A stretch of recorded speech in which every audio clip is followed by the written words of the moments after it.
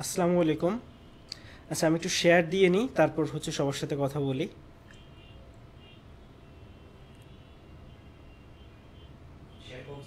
হ্যাঁ, আমি শেয়ার করে দিচ্ছি গ্রুপে।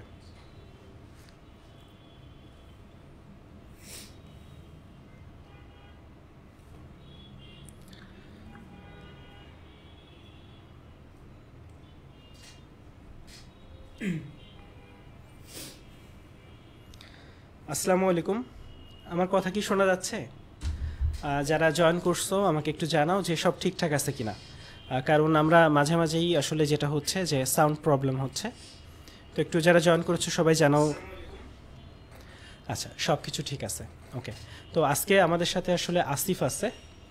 আসিফ, যারা সেকেন্ড টাইম দিতে চায়, বিশেষ করে যারা আসলে সেকেন্ড টাইম, জার্নিটা লং একটা জার্নি, ধৈর্যের একটা জার্নি, এবং এই জার্নিটা আসলে একটু কঠিন। ফার্স্ট টাইম জার্নির সাথে সেকেন্ড টাইম জার্নির একটা বড়সড় ডিফারেন্স আছে। ফলে সেকেন্ড টাইম জার্নিতে যারা আসলে দেশের সেরা রেজাল্ট করছে, তাদের একজন হচ্ছে আমাদের আসিফ, আমাদের মেন্টর হিসেবেও থাকবে। আমাদের যারা সেকেন্ড টাইম বাচ্চা কাচ্চারা দিবে, তাদের সাথে তাদের পরামর্শের জন্য। তো আসিফ গতকাল আসছে। আসার পরে আসিফ আসলে ফোন দিছিল আমাকে যে ভাই আমি অফিসে আসতে চাই। তো গতকাল আমি বললাম যে আসিফ তাহলে আজকে হচ্ছে আমি ডিএমসিতে যাব। তো আজকে আমি সরোর দিতে গেছিলাম। তো তারপর হচ্ছে আসিফকে বললাম তাহলে তুমি অফিসে আসো। তারপর আসিফের ভাইয়া আমরা আসলে অফিসে আসছে। তারপর হচ্ছে যেহেতু আসিফকে পেয়েই গেছি আমি, আমার মনে হলো যে আসিফের সাথে কিছু কথাবার্তা আমরা বলি, যে এই কথাবার্তাগুলো আসলে যারা আসলে সামনে সেকেন্ড টাইম দিতে যায় তাদের জন্য আসলে খুব ভালো একটা কি বলা যায় উপদেশ বা যাই বলো পরামর্শ, সেটা হিসেবে থাকবে। আসিফ, কি অবস্থা, বলো কেমন আছো? তো ভাই আলহামদুলিল্লাহ ভালো আছি, আপনি কেমন আছেন? আলহামদুলিল্লাহ। অফিসিয়ালি ঢাকা মেডিকেলের স্টুডেন্ট হইলে এতদিন চান্স পাইছিল কিন্তু ভর্তি তো হও নাই। জি। তো এখন কেমন লাগতেছে অফিসিয়ালি ঢাকা? আসলে আমি যেহেতু সেকেন্ড টাইম করছি, অনেক সময় নিয়ে প্রিপারেশন নিতে হয়েছে, অ্যান্ড এটা ধৈর্যের ছিল। তো খুবই ভালো লাগছে, মানে ভাষায় বলে প্রকাশ করার মতো না। আচ্ছা, যাই হোক, কনগ্রাচুলেশনস যে অফিসিয়ালি ঢাকা মেডিকেলে পড়ার সুযোগ পাচ্ছ, দেশের সেরা মেডিকেল কলেজ র্যাঙ্কিংয়ের দিক দিয়ে অন্তত। তো ওভারঅল তুমি যখন চান্স পাইলা, তারপরের অনুভূতিটা কি ছিল? যেহেতু আমি একটু বলি যে ফার্স্ট টাইম চান্স পাও, সেকেন্ড টাইম আমার কাছে মনে হয় একটু ডিফারেন্স আছে। কারণ ফার্স্ট টাইম যারা চান্স পেয়েছে ওরা তো চান্স পেয়ে গেছে, কিন্তু সেকেন্ড টাইম যারা চান্স পায় ওরা কিন্তু একবার মিস করছে, ওই কষ্টটা পাইছে, একটা বছর কঠিন একটা পরিশ্রম করছে, তারপর চান্স পাইছে। ফলে তোমার কি মনে হয় যে ফার্স্ট টাইম মিস করলা সেই কষ্ট, তারপর সেকেন্ড টাইম চান্স পাইলা, তাও ঢাকা মেডিকেলে, অনুভূতিটা কেমন ছিল? আগেই তো বললাম, মানে আমার অনুভূতিটা আসলে বলে প্রকাশ করার মতো না। মানে আমার অনুভূতিটা বলতে, আমি রেজাল্ট পাওয়ার পর আসলে কান্না করে দিয়েছিলাম। মানে আমার আব্বু আম্মু সহ, আমি একটা জয়েন্ট ফ্যামিলিতে বড় হয়েছি, তো আমার চাচু চাচিরা সবাই মানে কান্না করে দিয়েছিল এদিকে রেজাল্টের থেকে পর। হ্যাঁ। ওকে, যাক, তাহলে এই যে আমি ভাইয়ের সাথে কথা বলছিলাম, ভাইয়াও ছিল, ভাইয়া মেডিকেল ড্রিমার ছিল, কিন্তু দুর্ভাগ্যজনকভাবে ভাইয়ার হয়নি। তারপর তোমার হলো। এই যে আলাদা একটা, মানে আমি ভাইয়ার সাথে কথা বলছিলাম, ভাইয়ার যে আনন্দ সেটা মনে হয় তোমার চেয়ে বেশি। তো এই যে চমৎকার একটা ব্যাপার। আচ্ছা, আমাকে একটু বলো যে ডাক্তার, এই যে এখন ডাক্তার হওয়ার স্বপ্ন পূরণের পথে, ডাক্তার হওয়ার স্বপ্নটা ফার্স্ট কখন দেখছিলা? আসলে বলতে গেলে আমার আব্বুর ফ্যামিলিতে অ্যান্ড আম্মুর ফ্যামিলিতে, কারো ফ্যামিলিতে আসলে এখন পর্যন্ত কেউ ডাক্তার না। আমি আমার পরিবারের প্রথম ডাক্তার হব।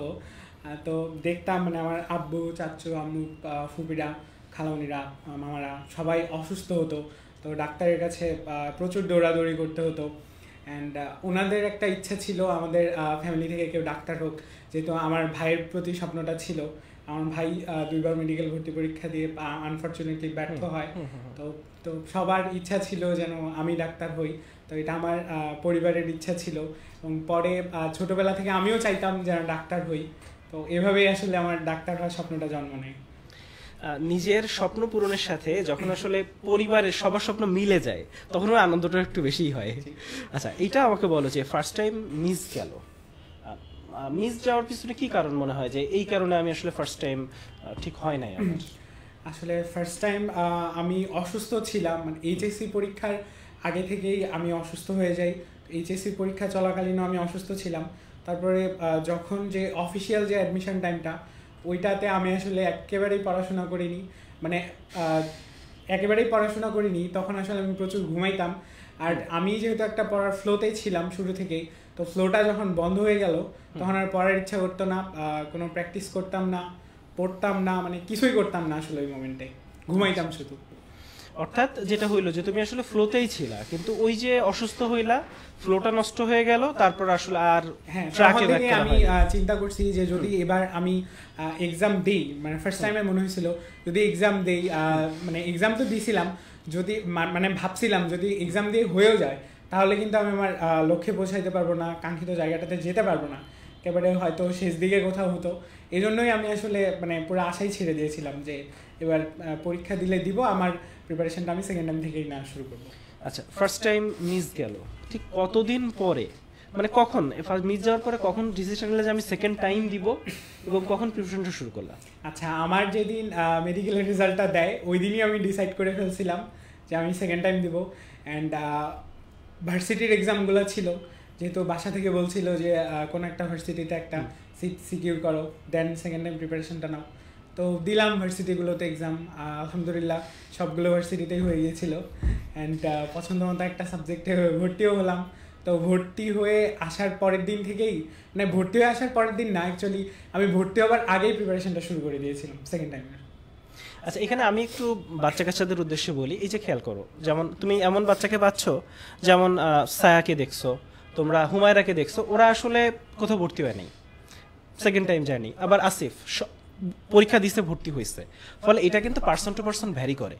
কিন্তু আমার কাছে, আমাদের পার্সোনালি মনে হয়, আসিফ তোমার কি মনে হয় যে এক জায়গায় চান্স পেয়ে থাকলে কি একটু বেশি ভালো লাগা কাজ করে, যে একটু সেফ সিকিউর? যেহেতু সেকেন্ড টাইমে নাম্বার কাটার একটা ব্যাপার থাকে, তো আসলে কোথাও ভর্তি হয়ে থাকলে মাথার উপরে আর একটা বোঝা থাকে না যে পরে কোথায় ভর্তি হব না হব, এই টেনশনটা থাকে না। কারণ আরো একটা ব্যাপার আছে, তুমি খেয়াল করো যে সেকেন্ড টাইম জার্নিতে মানে কোনো গ্যারান্টি নাই, মানে আমি অনেক ভালো পড়াশোনা করছি, স্টিল মিস যাইতে পারে, আল্লাহ না করুক যে কোনো কিছু। ফলে আমার মনে হয় যে সবসময় খারাপ একটা জিনিস হইতে পারে, সেই জিনিসটাও মাথায় রাখা উচিত। মানে আমরা পজিটিভটা যেমন চিন্তা করবো, নেগেটিভটাও চিন্তা করবো, যাতে হচ্ছে আমরা যেন ফিউচারে বিপদে না পড়ি। কারণ লাইফ তো আসলে একটাই, বারবার তো আসলে। আচ্ছা, এই যে ডাক্তার হওয়ার স্বপ্ন পূরণ হইলো, হ্যাঁ, মানে এখন আসলে এখন জার্নিটা শুরু, জার্নিটা কিন্তু অনেক লম্বা, তুমি জানো মনে হয়। তো সেই জার্নির জন্য শুভকামনা। ক্লাস শুরুর আগে জীবনের সেরা সময় কাটাচ্ছ আমি জানি, তো এটা খুব সুন্দরভাবে কাটাও। তো ফিউচারে আসলে তোমার কি স্বপ্ন? ফিউচারে বলতে ভাই আমি কার্ডিওলজি নিয়ে পড়াশোনা করতে চাই, অ্যান্ড মেডিকেল কলেজে শিক্ষক হিসেবে থাকতে চাই। আলহামদুলিল্লাহ, শিক্ষকতা পেশাটা আমার কাছে খুবই পছন্দের। এটা আসলে আমার শুনেও ভালো লাগতেছে। ওর নাম আসিফ, আমাদের মেন্টর আসিফ। আসিফ কিন্তু আমাদের সামনেই আছে, আমাদের ইনস্ট্রাক্টর আসিফ। তো আমাদের ইনস্ট্রাক্টর আসিফ, আরেকজন আসিফ আমাদের সাথে মেন্টর হিসেবে জয়েন করলো। তো আসিফের আমরা এইটা কিন্তু একটু ব্যতিক্রম ধর্মী, যে মানে সবাই আসলে বড় বড় ডাক্তার হইতে চায়, কিন্তু তুমি শিক্ষক হতে চাইলা।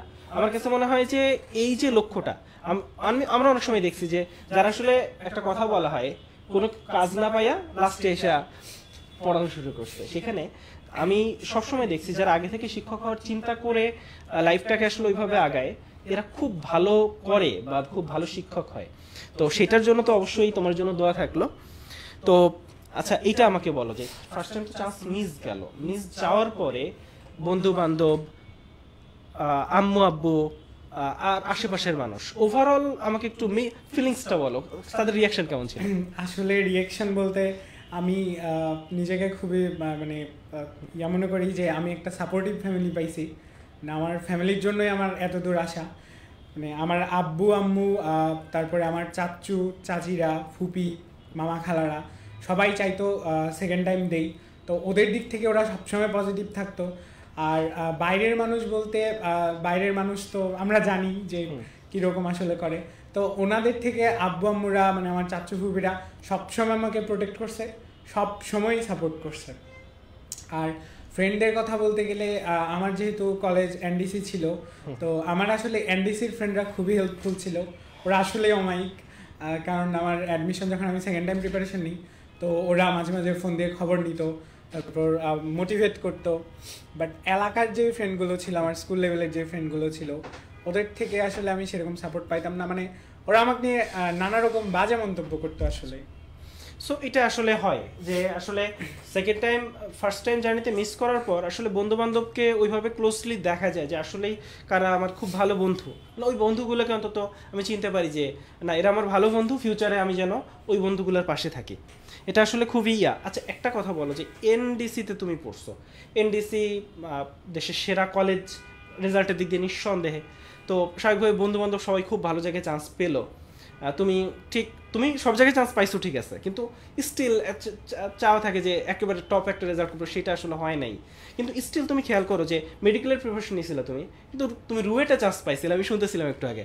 আমাকে এটা বলো যে এটা কি এনডিসি তোমাকে হেল্প করছে রুয়েটে? জি ভাইয়া, এটা পুরো ক্রেডিটটাই বলতে গেলে এনডিসির, কারণ এনডিসির ফার্স্ট ইয়ার থেকেই আমাদের কুইজ থাকতো, মানে সপ্তাহে 2টা করে এক্সাম থাকতো। আর এনডিসির ক্লাসরুমগুলা মানে যেরকম পড়াইতো ওগুলো আসলে বলার মতো না, অনেক ভালো পড়াইতো স্যাররা। তো আসলে তো শুরু থেকে ম্যাথ, ফিজিক্স, কেমিস্ট্রি সবগুলো সাবজেক্টই সমানভাবে পড়তাম। তো স্টিল আমি কোনো ইঞ্জিনিয়ারিং প্রিপারেশন না নিয়েও আমার রুয়েটে হয়েছিল। আচ্ছা এটা আমাকে বলো যে সেকেন্ড টাইম জার্নিটা আসলে লম্বা একটা জার্নি, তাই না? যে এই লম্বা জার্নিতে আসলে আমরা প্রায় দেখি যে বাচ্চা কাচ্চাগুলো একটু ধৈর্য ধরে পড়াশোনা করতে পারে ওরা ভালো করে, হ্যাঁ, তো কিন্তু স্টিল লম্বা জার্নিতে আসলে হতাশা একটু চলে আসা স্বাভাবিক, হ্যাঁ, আর ভালো লাগতেছে না, আর কত একই পড়ায় তো বারবার, এরকম কি কখনো হইতো? বা তখন হ্যাঁ, এটা আসলে নর্মাল, কারণ দ্বিতীয়বারের প্রিপারেশনটাতে সময় অনেক নিতে হয়, মানে অনেক সময় পাওয়া যায়, তো হতাশা আসেই স্বাভাবিক।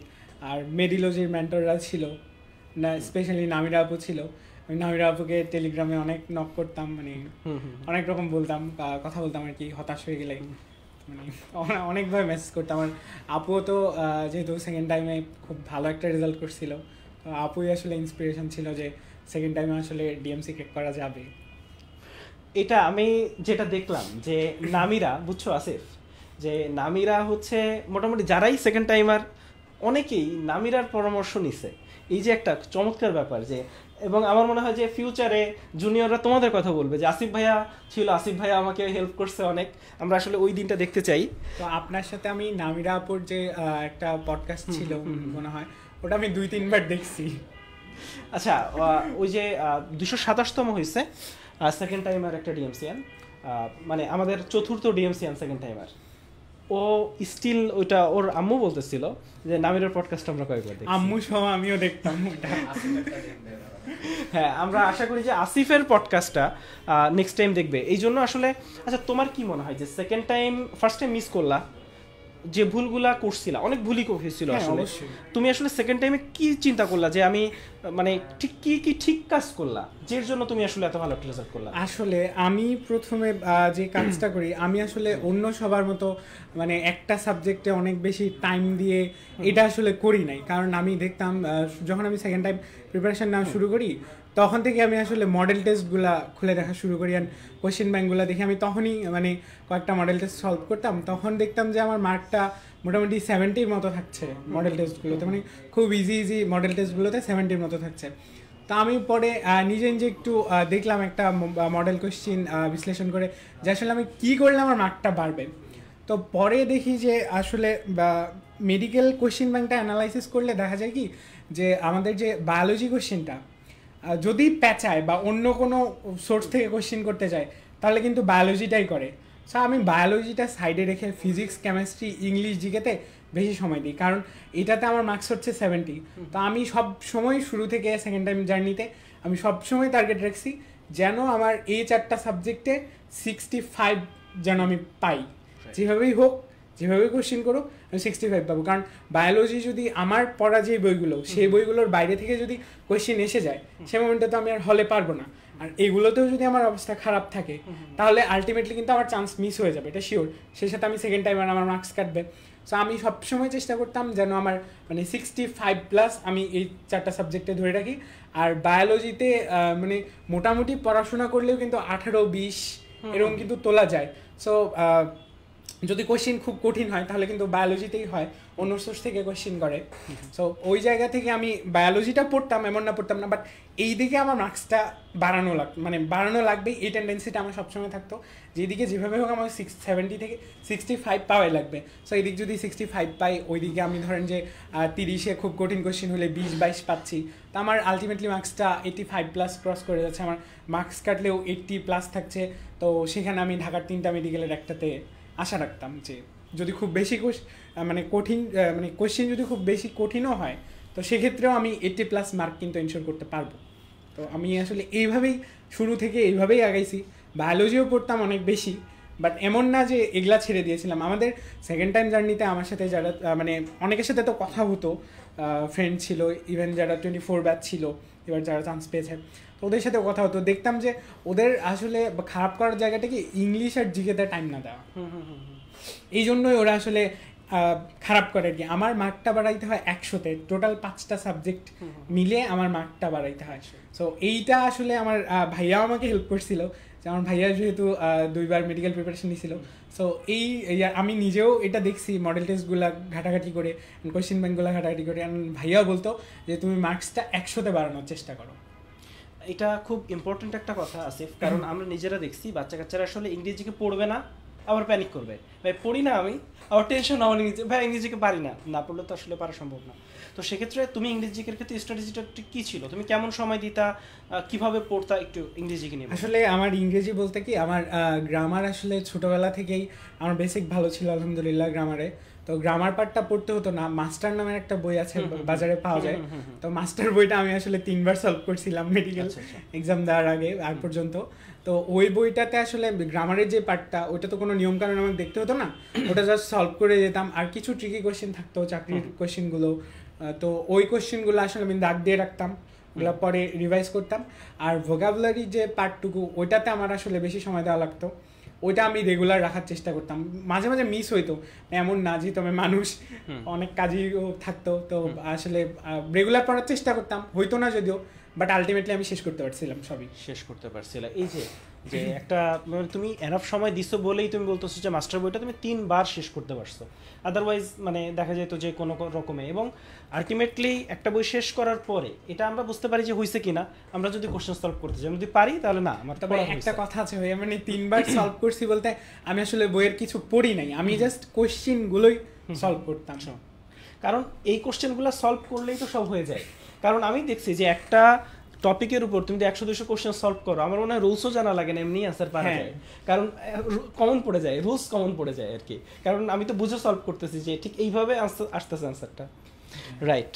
তো ইংরেজি জিকের ক্ষেত্রে আমার মনে হয় যে আসিফ খুবই ভালো কিছু পরামর্শ দিল। এবং এই জিনিসটা আমরা ফার্স্ট টাইমে বেশিরভাগ ক্ষেত্রে বাচ্চাদের দেখি যে physics chemistry GK, physics chemistry আর বায়োলজি 3টা সাবজেক্ট কিন্তু অনেক পড়া, ফলে ওই 3টা সাবজেক্ট পড়তে যাইয়া জিকে ইংলিশ আসলে সময় বের করা যায় না। সেকেন্ড টাইমে কিন্তু এটা খুব ভালোভাবে বের করা যায়, এবং সেক্ষেত্রে যদি বাচ্চারা সময় না দেয় তাহলে আমার মনে হয় যে এটা তার ফল্ট। আচ্ছা, এটা আমাকে বলো যে ভাইয়া টিএমসিতে চান্স পাইতে একটা খুব কমন কোশ্চেন, একটা বই পড়বো, কতগুলা বই পড়বো, কিভাবে কি পড়বো, এটা একটু আমাকে বলো। আসলে একটা বই পড়লেও হয়, বাট আমি যেহেতু অনেক বেশি সময় পাইছিলাম, আর আমার যেহেতু টার্গেট ছিল যে আমার কলেজ যেহেতু ঢাকায় ছিল, তো পরে ভাবছিলাম যে আমার ঢাকার মধ্যেই থাকার লাগবে, কোশ্চেন যেরকমই হোক আমার পারার লাগবে, এই জন্য আসলে আমি সবগুলা বই কিনে ফেলছিলাম। যদিও মানে প্রথমবার আসলে আমি প্রত্যেকটা মানে বায়োলজিটা করছিলাম জাস্ট, অন্য সাবজেক্টগুলো না। Biology Alim sir, Azibur sir, Majeda ma'am, সবগুলা বই একেবারে আমি মে-জুনের দিকে টানা রিডিং মারছিলাম, বুঝে না বুঝে রিডিং মারছিলাম, অ্যান্ড প্রত্যেকটা বইয়ের ছক বৈশিষ্ট্যগুলা কেটে কেটে আলাদা করে ফেলছিলাম ওইটা। আর হচ্ছে যে আলিম স্যারের বইয়ে যেটা আপনার সিক্রেট সাজেশনে আপনি অ্যাড করছিলেন, তো ওগুলা আসলে আমি ওগুলাই পড়ছিলাম, কারণ কোশ্চেন ব্যাংকটা যখন কেউ দেখবে তখন আসলে সোর্সগুলো কিন্তু দেওয়া থাকে বাজারে প্রচলিত বইগুলো বা আপনাদের যে কোশ্চেন ব্যাংকগুলো আছে, তো ওগুলোতে বোঝা যায় আসলে যে কোশ্চেনটা কোন জায়গা থেকে হচ্ছে, আসলে কোশ্চেনের সোর্সটা খুঁজে বের করাটা ইম্পর্ট্যান্ট আর কি। আসলে এই যে কয়টা বই পড়বো এটা গুরুত্বপূর্ণ না, গুরুত্বপূর্ণ হচ্ছে আমার বিগত বছরের কোশ্চেনগুলো কোন জায়গা থেকে হচ্ছে, এই সোর্সটা খুঁজে বের করা। আমি সোর্সটা খুঁজতে গিয়ে আসলে ওই বইগুলোর যেহেতু পেছনে বা বইয়ের অনেকগুলা মানে কি যেন বলে শিখন কিছু দেওয়া থাকে একটা চ্যাপ্টারের শেষে, ওগুলা একটু ভালো মতো পড়ছিলাম, অ্যান্ড বইয়ের শেষে যে অংশগুলো ওগুলা ভালো মতো পড়ছিলাম। তারপরে তো এভাবে আর কি অনুশীলনীগুলা কিন্তু মাস্ট, হ্যাঁ অনুশীলনী প্রশ্ন যেহেতু স্যার রাহুবু তুলে দেয়, তো অনুশীলনীগুলো সলভ করছিলাম। ইভেন বোর্ড কোয়েশ্চেনগুলো 2017 থেকে মনে হয় 2017 থেকে 2023 পর্যন্ত যতগুলো বোর্ড কোয়েশ্চেন ছিল ফিজিক্স, কেমিস্ট্রি আর হচ্ছে বায়োলজি, এগুলো আমি অ্যাডমিশন টাইমে এসেও একবার সলভ করছি। তারপরে ভার্সিটির কোয়েশ্চেনগুলো, আরেকটা ব্যাপার যে জাহাঙ্গীরনগর ইউনিভার্সিটির যে বায়োলজি কোয়েশ্চেনটা ওটা আসলে আমি একটা কোয়েশ্চেন ব্যাংক কিনছিলাম, মানে কোনো এক অনলাইনে, মানে আমি দেখছিলাম একবার যে ওদের কিছু কোয়েশ্চেন দেখছিলাম, তো কোয়েশ্চেনগুলো আসলে আমার খুব মজা লাগছিল। মানে আমি সেকেন্ড টাইমে যেটা আমার মানে আমাকে অন্যদের থেকে আগায় রাখতো সেটা হচ্ছে আমি প্রচুর কোয়েশ্চেন সলভ করতাম আর কি। তো জাহাঙ্গীরনগর ইউনিভার্সিটির যে কোয়েশ্চেন ব্যাংকটা আছে, ওদের বায়োলজি কোয়েশ্চেনগুলো আসলে খুব মজা লাগতো। তো মজার ছলেই আমি আসলে ওগুলো সলভ করতাম, খুবই ভালো লাগতো। আর ওগুলা সলভ করতে যেগুলো ভুল হইতো ওগুলো আবার বই থেকে দেখতাম। মানে আমার টেকনিকটা ছিল আমি প্রচুর সলভ করতাম, যা ভুল হইতো ওগুলো আবার ওই টপিকটা বই থেকে পড়তাম। আসলে বই পড়া লাগবে বলতে আমরা যে মেইন বই হিসেবে ধরি যে হাসান স্যার বা আজমল স্যারের বই, আসলে এই দুইটা বই পড়লেই হয়ে যায়। বাট আমার একটা কথা আছে যে আসলে আমরা যেটাকে মেইন বই বলছি এটা আসলে মেইন বই নাও হতে পারে, কারণ স্যাররা আসলে যে বইটা থেকে কোয়েশ্চেন করে মোটামুটি দেখা যায় কোয়েশ্চেন ব্যাংকটা অ্যানালাইসিস করলেই বোঝা যায় যে স্যাররা একটা বই থেকে কিন্তু সব কোয়েশ্চেনগুলো করে। তো স্যাররা যে বইটা থেকে কোয়েশ্চেন করে ওটা আসলে মেইন বই ধরে করেন আর কি ওনারা। তো এখানে আরেকটা কথা যে একটা বই পড়লে আসলে বেসিকগুলো ক্লিয়ার হয়, বাট মেডিকেলে যেহেতু অনেক ইনফরমেটিভ কোয়েশ্চেন দেয়, ওইটা আপনার সিক্রেট সাজেশনে আপনি দিয়ে দিয়েছেন। মানে অন্য বই থেকে যে যে জায়গাগুলো থেকে কোয়েশ্চেন হতে পারে সেটা হচ্ছে ছক, বৈশিষ্ট্য, তারপরে হচ্ছে শেষের যে বইয়ের শেষের যে অংশগুলো, এগুলোই গুরুত্বপূর্ণ। তো এগুলো আমি সবই পড়ে ফেলছিলাম। আসিফ, খুব একটা প্রশ্ন, খুব কমন একটা প্রশ্ন বাচ্চারা জিজ্ঞেস করে যে ভাই অনুশীলনের প্রশ্ন ভুল সঠিকটা শিখবো নাকি ভুল থাকলে তুমি এটা কি করতে একটু বলো তো। আমি এটা নিয়ে মানে এটা আসলে আমার মজাই লাগতো যে কি করব, সবাইকে নক করতাম যে এটা কি করব, আমার ওই প্রবলেমটা ছিল। তবে আমি চাইতাম যে সঠিকটাই শিখি। এবারেও কিন্তু এরকম অনুশীলনী কয়েকটা প্রশ্ন ছিল, তো আমি আসলে সঠিকটাই দাঁড়ায় আসছিলাম। কারণ আসলে আমি এটা হাসান স্যারের বইয়ে যেটা ভিতর থেকে পড়ছি সেটাই আমি দাঁড়িয়ে দিয়ে আসছি। এবং তাতে তোমার কোনো ক্ষতি হয়নি? না, তাতে ক্ষতি হয়নি, আলহামদুলিল্লাহ ডিএমসিতেই রাইট। দিন শেষে আমি এই কথাটাই বাচ্চাদের বলি বা বাচ্চাদের এখনও বলতে চাই যে দেখো তোমরা এই ছোট্ট একটা জিনিস নিয়ে যে ভুল শিখবো না সঠিক, এটা নিয়ে যে লেভেলের প্যানিকটা তোমরা খাও, যে লেভেলের টেনশন করো, দেখা যাচ্ছে সব ভুল উত্তর মুখস্থ করে করে মানে মূল পড়ার খবর নাই, অনুশীলনী ভুল উত্তরগুলো বসে বসে মুখস্থ করতেছি। তো এইটা রাইট স্ট্র্যাটেজিটা হচ্ছে তুমি যে বইটা পড়তেছো সেই বইটা তুমি বুঝে পড়তেছো কিনা, জেনে পড়তেছো কিনা, আর তোমার আসলে ওই নলেজটা তুমি লম্বা একটা সময় পাচ্ছ, কোথাও তোমার ল্যাকিংস আছে কিনা, এইগুলো যদি তুমি ক্লিয়ার করতে পারো, প্রশ্ন কই থেকে আসবে, কোন বই থেকে আসবে, অনুশীলন থেকে আসবে কি না। কারণ আসিফ একটা জিনিস দেখো যে অনুশীলনের যে প্রশ্নগুলো এগুলো সবচেয়ে ইম্পর্টেন্ট প্রশ্ন, এই প্রশ্নগুলো যদি কেউ সলভ করে তাহলে অনুশীলন থেকে প্রশ্ন আসার দরকার নাই, এই প্রশ্নগুলো সলভ করলেই কিন্তু লাভ, তাই না? যখনও তুমি প্রচুর প্রশ্ন সলভ করছো, আমাকে একটু বলছো, আচ্ছা আমাকে বলো যে এই যে প্রশ্ন সলভ করা, আমরা প্রায় বলি যে প্রচুর প্রশ্ন সলভ করতে হয়, তো প্রশ্ন সলভ করার যে সেটা একটু বলো, দরকারটা একটু বলো। আসলে প্রশ্ন সলভ করলে বোঝা যায় যে আমার ঘাটতি কোথায় আছে। আমি তো একটা চ্যাপ্টার পড়ি, সবাই তো পড়ে, অ্যাডমিশন সিজনে এসে বা আগে থেকেও অনেকেই প্রিপারেশন নেয়, বাট কোশ্চেন সলভের ব্যাপারটা হচ্ছে কি যে আমার কোন জায়গাগুলোতে ঘাটতি থাকছে, তো এগুলো আসলে বোঝা যায়। যেমন একটা কোশ্চেন যদি থাকে, ওইটা যদি আমি না পারি, তো ওই টপিকটা যদি আমি আবার পড়ে ফেলি তাহলে কিন্তু ক্লিয়ার হয়ে যায়। আমি যে প্রশ্নগুলো একবার ভুল করতাম ওগুলো লিখে রাখতাম, মানে টপিকটা লিখে রাখতাম, টপিকটা রিভাইজ করতাম বারবার করে। আর এটাতে হয়েছে কি আমার ভুলের পরিমাণটা অনেক কম হইতো, ভুল অনেক কমানো যায়। আচ্ছা, আমি দেখতেছিলাম যে আসিফ মোটামুটি সব এক্সামই দেয়, হ্যাঁ, লস প্রোডাক্টের সবগুলো এক্সাম আসিফ দিছে। আচ্ছা, এক্সাম এক্সপিরিয়েন্স নিয়ে একটু বলো, মেডিলজির সাথে এক্সাম এক্সপিরিয়েন্স নিয়ে। আমার মেডিলজির এক্সাম এক্সপিরিয়েন্স, যেহেতু মেডিলজি অনলাইনে দিতাম, তো মেডিলজির একটা এক্সাম আমি 12-13 মিনিটে দেওয়ার ট্রাই করতাম, আর মেইন এক্সাম আমার ওইরকমই হয়েছে, প্রায় 40 মিনিটের মধ্যেই আমার মেইন এক্সামটা দেওয়া শেষ হয়ে গেছে। মনে হচ্ছিল আমি অনলাইনে এক্সাম দিচ্ছি, মানে প্রথম 20 মিনিটে আমি আসলে 84টা দাগাই ফেলছিলাম। প্রথম 20 মিনিটে 84টা দাগানোর পরে যেগুলো বাকি ছিল তুমি দাগাইছো কয়টা? আমি টোটাল 98টা দাগাইছি। 98টাতে 2টা রেখে আসছিলাম। আচ্ছা, তো এই যে 98টা দাগানোর পরীক্ষা দেওয়ার পরে কি অনুভূতি ছিল যে না আমি চান্স পাইতে যাচ্ছি ভালো জায়গায়? এটাকে মনে হচ্ছিল তো যে ইনশাল্লাহ ঢাকার মধ্যেই হবে, আচ্ছা, আর ডিএমসিতে হবে, এটাও মাঝে মাঝে মনে হচ্ছিল যে হতেও পারে, বাট আলটিমেটলি হয়ে গেছে আলহামদুলিল্লাহ। প্রশ্ন কি ইজি, মানে প্রশ্ন কেমন মনে হয়েছে তোমার? আচ্ছা, আমরা তো আমাদের এটা নিয়ে কথা হচ্ছিল মনে হয় যে প্রশ্ন আসলে ঠিক যেটা হয় যে ঠিক আমরা যে ধরনের প্রশ্ন পরীক্ষা দিতে চাই সেটা মনে হয় আসলে সবসময় হয় না। প্রশ্ন মনে হয় আরেকটু স্যাররা একটু চিন্তা ভাবনা করে যদি করতেন, আরেকটু যদি মূল বইকে মানে নিজেরা রেডি করতেন প্রশ্নগুলা, তাহলে বাচ্চারা এটা বলতে পারতো না যে বানায় মানে প্রশ্ন তুলে দিছে। তো এই জায়গায় তোমার মানে তুমি যেহেতু প্রচুর অনুশীলনী সলভ করছো, অনুশীলন থেকে প্রচুর কমনও আসছে, তুমি কি দেখে বুঝতে পারছিলা যে আরে এই প্রশ্নগুলো তো অনুশীলনী প্রশ্ন? আমার আসলে যে কি বলে যে 100টা কোশ্চেনের মধ্যে অনেকগুলো কোশ্চেন আমি অপশন সহ কম পাইছি। আমি জাস্ট অনুশীলনই সলভ করি নাই, মানে অনেক রকম মানে বাজার থেকে অনেক সোর্স কালেক্ট করে, বাজারে যতগুলো বই পাওয়া যায়, ইভেন অনেকগুলো অফলাইন কোচিংয়ের অনলাইন কোচিংয়ের যতগুলো সোর্স আছে, আমি মোটামুটি সবার কোশ্চেনই সলভ করছি। এবং তুমি আমাকে বলতেছিলে যে ভাই সব সলভ করা হয়ে গেছে, এখন ভাবছি কি সলভ করবো। শেষ টাইম এরকম মনে হতো। তো শেষের মাসটাতে যে বললাম আমি যেগুলো ভুল হতো, যে টপিকগুলো ওগুলো লিখে রাখতাম, তো ওগুলাই আসলে দেখছি, আর যে কোশ্চেনগুলো ভুল হতো। বাচ্চা কাচ্চারা একটা জিনিস জিজ্ঞেস করে যে ভাইয়া মানে এই যে আপনি ঢাকা মেডিকেলে চান্স পেলেন, তাও সেকেন্ড টাইম দিয়ে, কোনো সিক্রেট রেসিপি আছে নাকি, কোনো গোপন জিনিস আছে নাকি? বাচ্চারা ভাবে কি যে আমরা কিছু লুকায় রাখি যেটা আসলে কাউরে বলা হয় না। আচ্ছা বলো, কোনো গোপন কোনো রেসিপি নেই। রেগুলার পড়তে হবে, রেগুলারিটি ধরে রাখতে হবে, কোয়েশ্চেন সলভ করতে হবে, পড়তে হবে, কোয়েশ্চেন সলভ করতে হবে। আর একটা কথা ভাইয়া, আমি মোটেও এক্সাম পাবলিক ছিলাম না, মানে এক্সাম দিতাম আমি প্র্যাকটিসের ছলে। মানে আমি কখনো এমন হইতো না যে একটা এক্সাম দিচ্ছি ওইটাতে আমাকে 90 পেতেই হবে, এরকম না। আমি সব এক্সামই প্র্যাকটিস মোডে নিছি, মানে যা দিচ্ছি আমি প্র্যাকটিস করতেছি। এইটা যেটা যে দেখো, এই ব্যাপারে একটু কথা বলি যে বাচ্চা কাচ্চারা আসলে শেষের দিকে এসে দেখি যে নাম্বার নিয়ে এত টেন্সড, ভাইয়া আমার নাম্বার কমে যাচ্ছে, ভাইয়া আমার এই নাম্বার পেয়েছে, আমি কি চান্স পাবো? এই যে একটা মানে ওর থেকে কম পাচ্ছে, ওর থেকে বেশি পাচ্ছে, নাম্বার নিয়েও ডিপ্রেশনে 2 দিন পড়তেছে না, একটু কম নাম্বার পেয়েছে। তো এইটা আসলে আমার মনে হয় যে এত প্যানিক না করে ওর আসলে নিজের যে নাম্বার, নিজের যে প্রিপারেশন, ওইটা আসলে আস্তে আস্তে ইমপ্রুভ করা উচিত। তাহলে আমার মনে হয় যে সেটা আসলে আচ্ছা এইটা একটু আমাকে বলো যে সেকেন্ড টাইম যারা আসলে দিতে চায় তাদের ভার্সিটিগুলো দেওয়া উচিত কিনা? তুমি যেহেতু আসলে দিছো সেভাবে একটু বলো যে ভার্সিটিগুলো দেওয়া উচিত কিনা, বা তুমি সেকেন্ড টাইম এটা কখন শুরু করছিলা? আসলে ভার্সিটিগুলো দেওয়া উচিত কিনা এটা আসলে নিজের উপরেই ডিপেন্ড করে। আমিও প্রথমবার মেডিকেল অ্যাডমিশন দেওয়ার পর দিতে চাচ্ছিলাম না কোনো ভার্সিটিতে, তো আমার আব্বু আম্মু ভাইয়া এদের জোরেই আসলে ভার্সিটিগুলোতে অ্যাটেন্ড করি। তো আমার মনে হয় কি যে ভার্সিটিতে আসলে দেওয়া উচিত, কারণ একটা সিট সিকিউর হয়ে থাকলো সমস্যা তো না। যেমন আমি একটা কথা বলি যে আমরা নিজেরাও চাই যে আমার সেকেন্ড টাইম ব্যাচ আছে, ডেন্টালের পরে আমি সেকেন্ড টাইম ব্যাচ লঞ্চ করব। এখন আমি বলতেই পারতাম যে ভাই তুমি আমার ব্যাচে ভর্তি হও, তোমার আর কিছু দেওয়া লাগবে না, এটা আমি বলি না।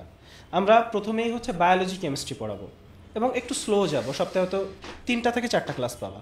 তো কেন বায়োলজি কেমিস্ট্রি পড়াবো? তুমি দেখবে যে ভার্সিটিতে বায়োলজি কেমিস্ট্রি তোমার লাগবে, ফলে তুমি আসলে কিন্তু বায়োলজি কেমিস্ট্রিও হয়ে গেল, আবার তোমার এটাও মনে হলো না যে না আমি সেকেন্ড টাইম একটু পিছিয়ে পড়তেছি, আবার ওদিক দিয়ে তুমি বাকি সাবজেক্টগুলো পড়ে ভার্সিটি প্রিপারেশন নিয়ে নিলা, আস্তে আস্তে তুমি চান্সও পেয়ে গেলা, তখন পুরো দমে তুমি গোল্ড ডিগার্সে শিফট হইলা। এই যে একটা ব্যাপার। আর দিন শেষে এখানে আমাদের এই যে হুমায়রা কমেন্ট করছে, হুমায়রা হচ্ছে এবার ও সেকেন্ড টাইমে ডিএমসিতে চান্স পাইলো, তুমি পাইলা। এরপর এই যে আমাদের আজকে একটু আগে সৌম্য আসছিল, সৌম্য সরকার না, হচ্ছে সৌম্য সাহা। তো সৌম্য সাহা ও আমাদের মেন্টর হিসেবে থাকবে, ফলে আমরা আসলে এমন কিছু মেন্টরকে এবার পাইছি যারা আসলে যারা সেকেন্ড টাইম দিতেছে তাদের জন্য একটা ইন্সপিরেশন। ফলে আমার মনে হয় যে আজকে আমি কিছু কোশ্চেন করলাম, কিন্তু ফিউচারে তোমরা যারা আমাদের ব্যাচগুলোতে থাকবা, তোমরা যে কোনো কোশ্চেনে ভাইদের নিয়ে মাঝে মাঝেই আমরা লাইভে আসবো, যে কোনো কোশ্চেনে আসলে পাবা। তাহলে আমাকে আসিফ এটা আমরা শেষ করে দিব, কারণ হচ্ছে আসিফ একটু বলি যে আসিফ আসলে আজকে ওর ভর্তি শেষ হতে 3:30 বেজে গেছে, তারপর ও খুবই টায়ার্ড, ও তারপর অফিসে আসছে। হ্যাঁ, তো ও আসলে আমি বলছি যে ভাই তোমার আমি তাড়াতাড়ি ছেড়ে দিচ্ছি, তুমি বাসায় যেয়ে ঘুম দাও। তো আসিফ এইটা আমাকে লাস্ট বলো যে তোমার যে নাম্বার মেডিকেলে মানে মিলানোর পরে যে নাম্বার, তাতে কি কম আসছে নাকি যা নাম্বার? আমি আসলে মিলাইছি বলতে অনেকগুলা সোর্স থেকে মিলাইছি, অনেক জায়গায় অনেক রকম হয়েছে, বাট আমি তো এক্সাম দিছি, আমি তো জানি যে কোনটা ঠিক করছি কোনটা ঠিক হয়েছে। তো আমার আসলে 3-4 মার্কের মতো হেরফের হয়েছে, বাট আমার একটা সলভ অনলাইনে একটা সলভ মিলায় 89.25ই কিন্তু আসছে, বাট আমি ওটাই পেয়ে গেছি মানে ফরচুনেটলি।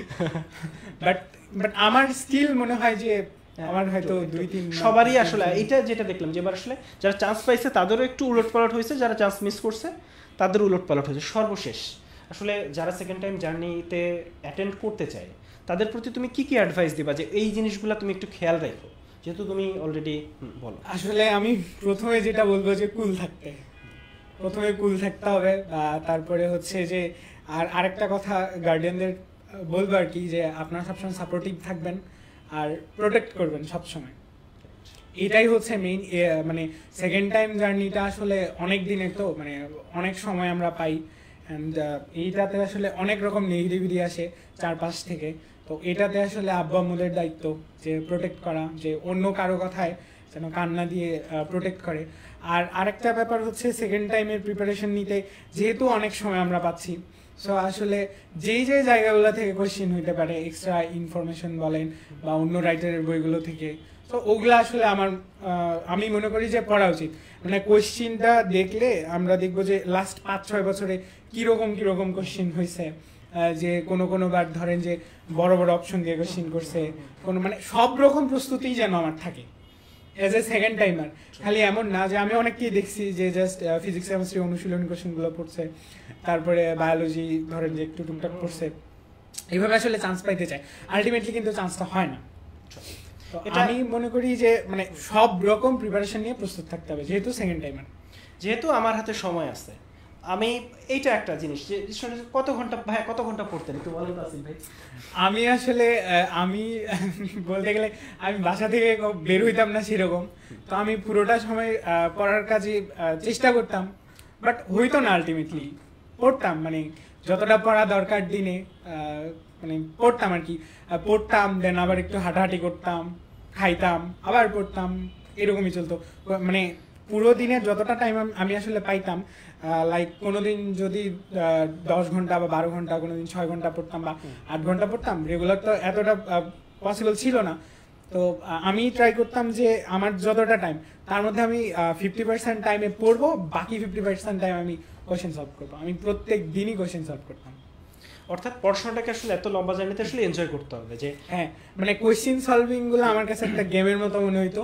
আমি ওটা সলভ করতাম, মজা পাইতাম, ভালো লাগতো, ভুল হইতো ঠিক করতাম, আসলে ওটাতে কখনো আমার খারাপ লাগা কাজ করতো না। আসিফ, আমার মনে হয় যে কথাগুলো বলছে মানে আমাদের সবচেয়ে ফ্রুটফুল পডকাস্ট মনে হয় এইটা, কারণ আসিফ এমন কিছু কথা বলছে যে কোনো সেকেন্ড টাইমারের আমার মনে হয় এই পডকাস্টটা দেখা উচিত।